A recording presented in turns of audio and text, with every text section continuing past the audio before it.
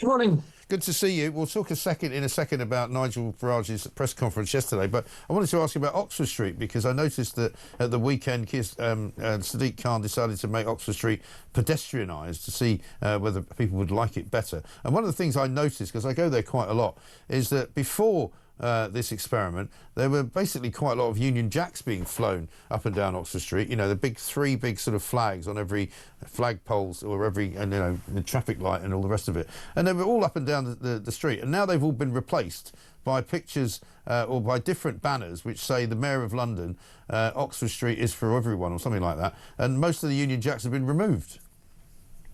Yeah, well, any opportunity for a bit of propaganda from the mayor, and he'll take it. That's what he does. But the important thing about Oxford Street is it's Britain's high street. It's a showcase for the world. Londoners use it frequently. Tourists use it all the time. It's a really important shopping destination for London and by extension for the UK economy, and it needs to be accessible. And what he's planning to do. So the thing on Sunday was basically a trial run, Right. effectively for what he's wanting to do on a long-term basis, which is ban traffic from it and make it entirely pedestrianised. At the moment, during the day, the only traffic that uses it are buses and taxis. I was going to anyway. say, So there's not much traffic in there anyway.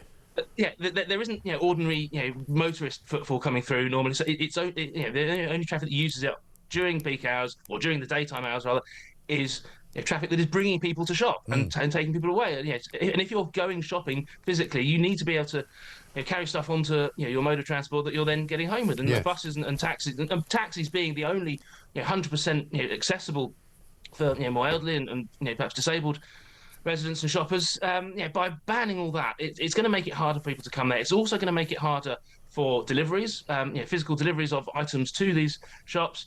And the other question that's never been answered during all these talks over the last 20 years or so about potential pedestrianisation of Oxford Street is where are you actually going to divert that traffic to?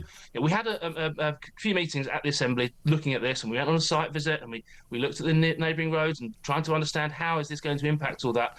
And a lot of us thought, actually, this isn't a great idea. It's not going to bring people in. It's going to make it harder for people to get there, and it's going to have a knock-on effect on the residents of the nearby roads. And some of the local residents groups spoke to the committee and gave their concerns. But of course, the mayor ignores all that. Yeah. He ignored the views of Westminster City Council, a Labour council, the same party as him, who had their own plans shovel-ready, ready to go for doing various improvements and streetworks and so on, which wouldn't have included pedestrianisation.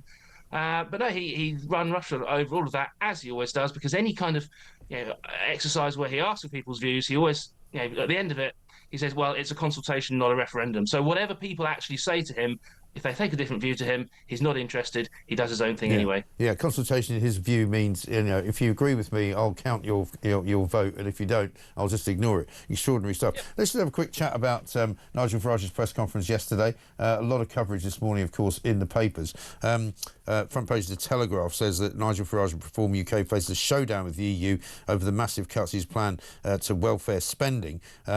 But a couple of questions that I've got for you here, because a couple of people have sent me messages on this, right? Kevin said this: my father-in-law was granted indefinite leave to remain 20 years ago. On the paperwork, it clearly said no recourse to public funds.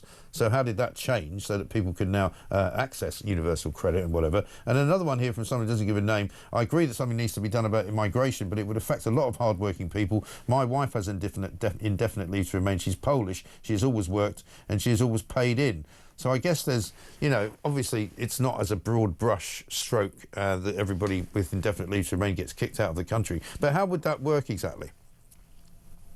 Well, those are really important questions to be asked, and we started the debate by launching another big, bold policy yesterday. Yeah. What the thrust of what we're talking about is focused on, it's about this Boris wave of people who've come since the referendum, since Boris was Prime Minister, 3.8 million people, of which on kind of historic trends we would expect up to 1 million to then qualify for indefinite leave to remain, and with that have access to all the benefits and health and social care and all those things that they would then get access to, costing us, the British taxpayer, an absolute fortune. Right. So it's about stopping that process. And if you want to come here legally, that's absolutely great. But you come here legally, you work, you contribute, you speak English, you don't commit crimes, then you're very welcome, as you'd always have been, with proper work visas that be renewable after every 5 years. So yeah, if you're here to contribute, here to work, here to take part in our society, in our economy, and add genuine value and expertise to what we're doing as a country, you will continue to be welcome as you always have been. What this is about is clamping down on those who want to come here,